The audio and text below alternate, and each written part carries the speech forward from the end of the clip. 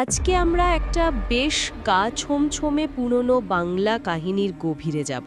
হ্যাঁ, একটা গল্প যেটা মানে তারানাথ তান্ত্রিকের সাথে জড়িত, বিলাসপুরের এক কর্ণপিশাচিনীর গল্প। ঠিক, আমাদের কাছে এর একটা প্রতিলিপি আছে। তো আমরা চেষ্টা করব এই কাহিনীর ঘটনাগুলো পরপর যেমন ঘটেছিল তেমনভাবেই তুলে ধরতে, মানে কোনো ব্যাখ্যা বা বিশ্লেষণ নয়, শুধু গল্পটা বলা। হ্যাঁ, সেটাই ভালো। কারণ গল্পটাই এমন যে নিজের মধ্যেই অনেক নাটকীয়তা, অনেক ভয় লুকিয়ে আছে। বিশ্লেষণ করতে গেলে এর আসল রসটা হয়তো নষ্ট হবে। একদম। তো চলুন শুরু করা যাক। গল্পটা শুরু হচ্ছে কৃপালী তান্ত্রিককে দিয়ে। হ্যাঁ, কৃপালী। সে ক্ষমতা খুঁজছিল, শক্তি চাইছিল, আর আর চাইছিল প্রতিশোধ। প্রতিশোধ? কিসের প্রতিশোধ? মনে হয় যেন সমাজে কোনোভাবে অপমানিত হয়েছিল বা কিছু একটা।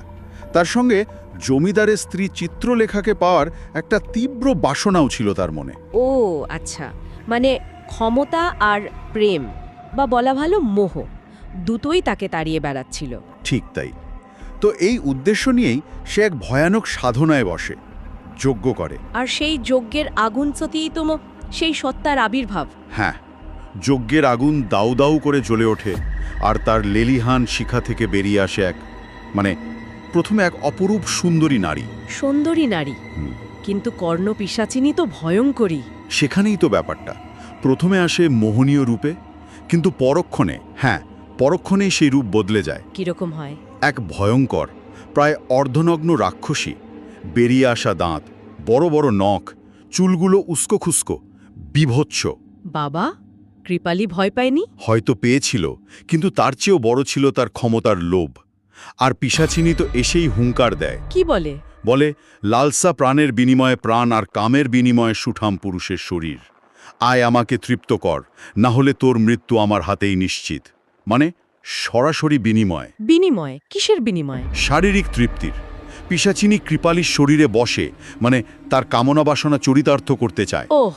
আর তার বদলে সে কৃপালীর সব ইচ্ছা পূরণ করবে, তাকে শক্তি দেবে। কিন্তু একটা মারাত্মক শর্ত আছে। শর্ত? কি শর্ত? পিশাচিনী স্পষ্ট বলে দেয়, মনে রাখিস, তুই আমার ভিন্ন, আর কাউকে কোনোদিনও স্পর্শ করতে পারবি না। যদি আমাকে বাদ দিয়ে তুই আর কাউকে স্পর্শ করিস, তাহলে সেই দিনই তোর মৃত্যু ঘটবে। সর্বনাশ, এ তো সাংঘাতিক শর্ত, বিশেষ করে কৃপালীর জন্য, যে মনে মনে চিত্রলেখাকে। একদম। কিন্তু সেই মুহূর্তে কৃপালী কামনার ঘোরে এতটাই বুঝছিল যে সে রাজি হয়ে যায়। সে ভাবে, শক্তিটা আগে পাই, পরে দেখা যাবে। এখানেই বোধহয় তার সবচেয়ে বড় ভুলটা হয়ে গেল। নিঃসন্দেহে। তো পিশাচিনী তৃপ্ত হয়, কৃপালী শক্তি পাওয়ার আশ্বাস পায়। তারপর কি হলো? যজ্ঞ শেষ? হ্যাঁ, যজ্ঞ শেষে কৃপালী যখন জ্ঞান ফেরে, দেখে পিশাচিনী নেই। প্রথমে একটু ভয় পায়, ভাবে পিশাচিনী চলে গেল নাকি, কথা রাখবে তো। কিন্তু সে যায়নি, তাই না? না, তখনই সে কানে একটা ফিসফিস আওয়াজ শুনতে পায়। ফিসফিস আওয়াজ? হ্যাঁ, কে যেন কানের কাছে বলছে, আমি আছি, এই তো তোর সাথেই আছি। আজ থেকে আমি তোকে কানে কানে সব বলে দেব। তার মানে পিশাচিনী অদৃশ্য হয়ে গেছে, কিন্তু তার সঙ্গ ছাড়েনি। ঠিক, কর্ণপিশাচিনী নামটা এখানেই সার্থক। সে কানে কানে কথা বলে সঙ্গ দেয়। কৃপালী বুঝতে পারে সে এখন এক অদৃশ্য সঙ্গীর সাথে বাধা পড়ে গেছে। তার ভয়টা নিশ্চয়ই বেড়ে গেল তখন। ভয় তো পেলই, কারণ তার মনে তো অন্য পরিকল্পনা ছিল। সে ভেবেছিল চিত্রলেখাকে নিয়ে পালাবে। ও, পিশাচিনীর শক্তি ব্যবহার করে চিত্রলেখাকে লাভ করবে, তারপর পিশাচিনীকে তাড়াবে। হ্যাঁ, এরকমই একটা কিছু। সে ভেবেছিল পরে তার গুরুদেবের সাহায্য নেবে। সে ভাবছিল পিশাচিনী তো আর মনের কথা পড়তে পারে না। কিন্তু পিশাচিনী কি সত্যি মনের কথা পড়তে পারতো না, নাকি এটা কৃপালীর ভুল ধারণা ছিল? গল্পে যা দেখি, মনে হয় কৃপালীর ধারণা ভুলই ছিল। কারণ এরপর যা ঘটে সেটা বেশ নাটকীয়। কি হয় এরপর? সেদিন রাতেই, বেশ রাতে, কৃপালীর কুটিরের দরজায় কেউ কড়া নাড়ে। এত রাতে? কে?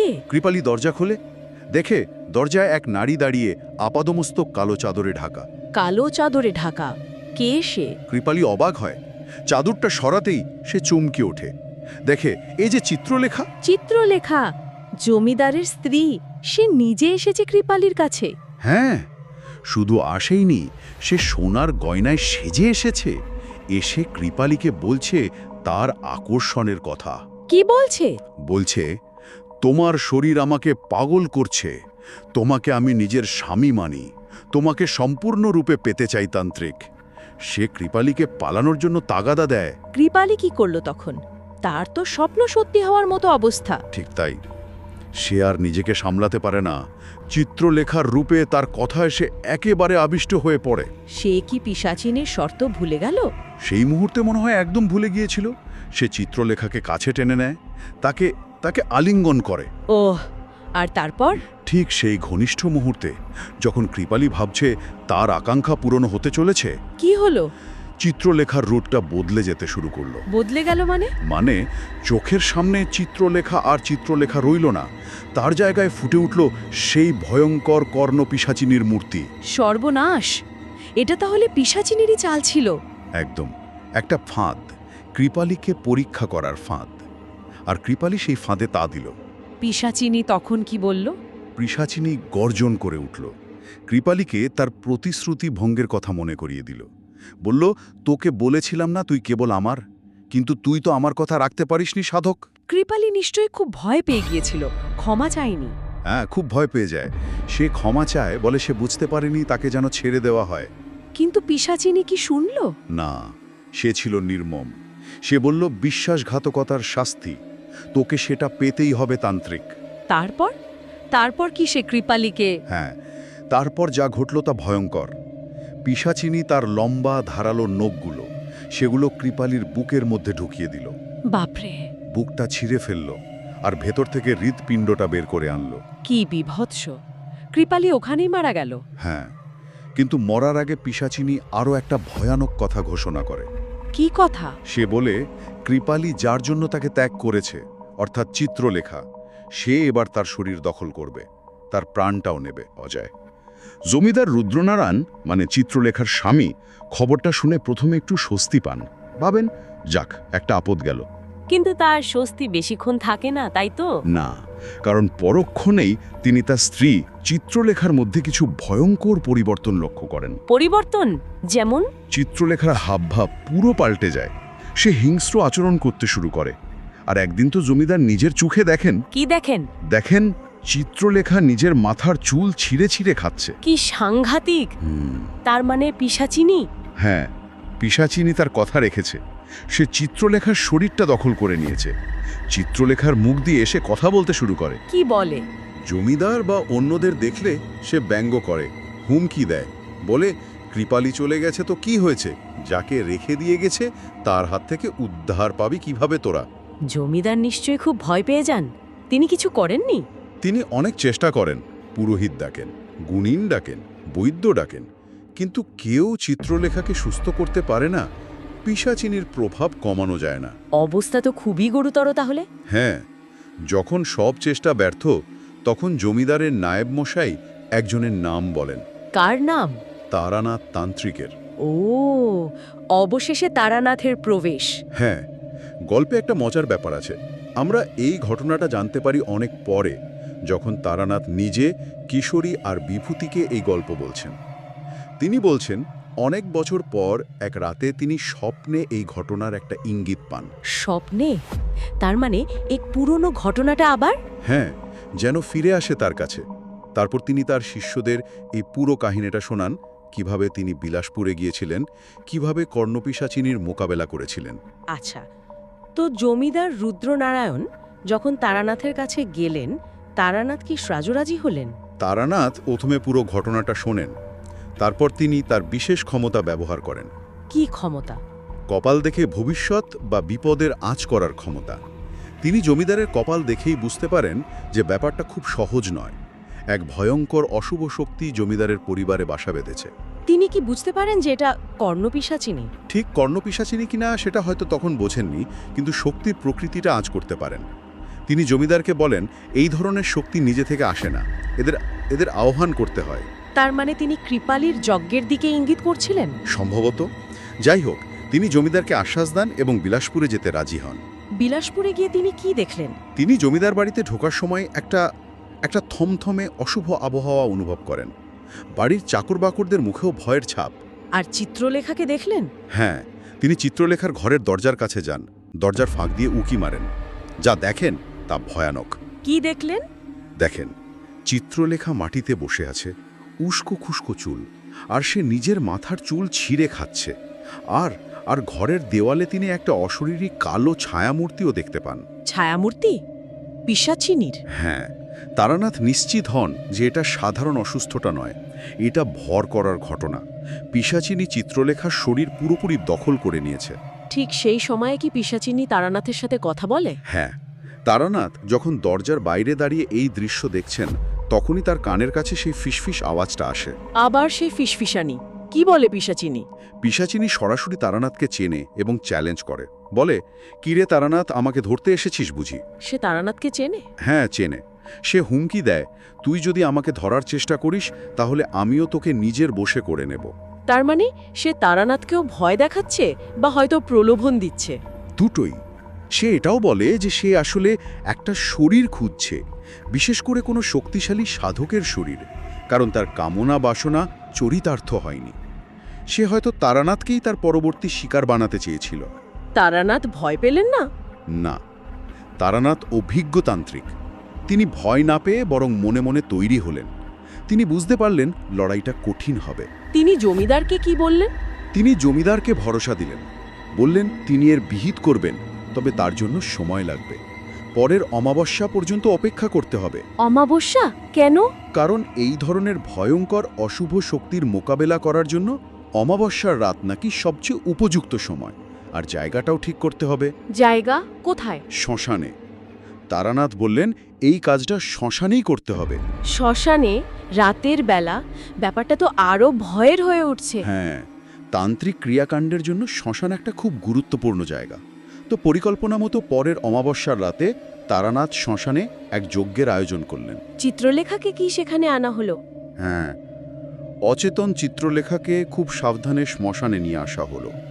তারপর তারানাথ তার ক্রিয়াকর্ম মন্ত্রপাঠ শুরু করলেন। পিশাচিনী কি বাধা দিল? যজ্ঞ শুরু হওয়ার পরেই সে আবির্ভূত হলো, তবে শরীরী রূপে নয়, ধোঁয়ার আকারে। যজ্ঞের আগুনের চারদিকে ঘুরতে লাগলো সেই ধোঁয়া। তারপর তারানাথ কি তার সাথে কথা বললেন? হ্যাঁ, তারানাথ ধোঁয়ারূপী পিশাচিনীর মুখোমুখি হলেন। তিনি তাকে প্রশ্ন করলেন। কি প্রশ্ন করলেন? তিনি জানতে চাইলেন পিশাচিনী কেন চিত্রলেখার শরীর দখল করেছে, চিত্রলেখার কি দোষ। পিশাচিনী কি উত্তর দিল? সে কি তার যুক্তি দিল? হ্যাঁ, দিল। সে বলল চিত্রলেখা নাকি গোপনে কৃপালির প্রতি আসক্ত ছিল, তাই সে অপবিত্র। আর কৃপালি যেহেতু তাকে মানে পিশাচিনীকে ধোঁকা দিয়েছে, তাই সে কৃপালির প্রিয় বস্তু চিত্রলেখাকে কষ্ট দিচ্ছে। তার কামনা বাসনা পূর্ণ না হওয়া পর্যন্ত সে যাবে না। তার মানে সে চিত্রলেখাকেই দোষী বানাচ্ছে? অনেকটা তাই। কিন্তু তারানাথ সেই যুক্তি মানলেন না। তারানাথ কি বললেন? তারানাথ বললেন চিত্রলেখা নির্দোষ, সে কৃপালির মায়াবিদ্যার শিকার হয়েছিল মাত্র। কৃপালি তার বিশ্বাসঘাতকতার শাস্তি পেয়েছে, সুতরাং পিশাচিনীর আর চিত্রলেখাকে ধরে রাখার কোনো অধিকার নেই। তিনি পিশাচিনীকে মুক্তি নিতে বললেন? হ্যাঁ, তিনি আরও বললেন যে পিশাচিনীর আসল উদ্দেশ্য অন্য। সে আসলে একজন শক্তিশালী সাধককে খুঁজছে তার অতৃপ্ত কামনা মেটানোর জন্য। পিশাচিনী কি তাতে রাজি হলো, চিত্রলেখাকে ছেড়ে দিল? না, একেবারেই না। সে আরও ক্রুদ্ধ হয়ে উঠল। তখনই তারানাথ তার শেষ অস্ত্র প্রয়োগ করলেন। শেষ অস্ত্র? সেটা কি? তিনি যজ্ঞের পাশেই একটা পাত্রের রূপো গলাতে শুরু করলেন। গলানো গরম রূপো। রূপো? রূপো কেন? লোককথায় বা তন্ত্রে রূপোকে অনেক সময় অশুভ শক্তি নাশের কাজে ব্যবহার করা হয়। এটা হয়তো শুদ্ধতার প্রতীক, বা এই ধরনের সত্তার কাছে এটা সহ্য হয় না। রূপো গলতে দেখে পিশাচিনী কি করলো? সে প্রচণ্ড ভয় পেয়ে গেল। ধোয়ার আকারেই সে আর্তনাদ করে উঠল, মা, এ কাজ তুই করবি না তান্ত্রিক। রূপো, রূপো, আমি সহ্য করতে পারি না, আমাকে ছেড়ে দে, আমি চলে যাচ্ছি। সে চলে যেতে চাইছিল। মুখে বুনছিল, কিন্তু তারানাথ তাকে বিশ্বাস করলেন না। তিনি তাড়াতাড়ি সেই গলানো রূপো তুলে নিলেন। তারপর সেই গরম গলানো রূপোর পাত তিনি অচেতন চিত্রলেখার পায়ের তলায় আর হাতের চেটোতে লাগিয়ে দিলেন। আর তাতেই কাজ হলো? হ্যাঁ, রূপোর ছোঁয়া লাগতেই পিশাচিনী এক ভয়ঙ্কর তীব্র আর্তনাদ করে উঠল। সেই ধোঁয়ার কুণ্ডলিটা ছিটকে গিয়ে যজ্ঞের আগুনের মধ্যে পড়ল। আগুনের মধ্যে? হ্যাঁ, আর পড়ার সাথে সাথেই যজ্ঞের আগুনটা দপ করে খুব জোরে জ্বলে উঠল। তারপর আবার স্বাভাবিক হয়ে গেল, সব শান্ত। পিশাচিনী কি শেষ? মনে হয় তাই, কারণ এরপর চিত্রলেখা চোখ খুললেন, তিনি ধীরে ধীরে উঠে বসলেন, তার হাবভাব একদম স্বাভাবিক, তিনি সুস্থ। যাক, অবশেষে বিপদ কাটল। জমিদার নিশ্চয়ই খুব খুশি হয়েছিলেন। হ্যাঁ, জমিদার তো স্বস্তির নিঃশ্বাস ফেললেন। তারানাথ জানালেন কর্ণপিশাচিনীর প্রভাব কেটে গেছে, চিত্রলেখা এখন সম্পূর্ণ মুক্ত। এভাবেই তাহলে তারানাথ তান্ত্রিক বিলাসপুরে সেই ভয়ঙ্কর বিপদ থেকে সবাইকে উদ্ধার করলেন। হ্যাঁ, তার জ্ঞান, সাহস আর সঠিক ক্রিয়া প্রয়োগের মাধ্যমেই এটা সম্ভব হলো। গল্পটা এখানেই শেষ হয়, মানে তারানাথের এই কাহিনী বলাটা শেষ হয়। সত্যি একটা টান টান গল্প কিন্তু।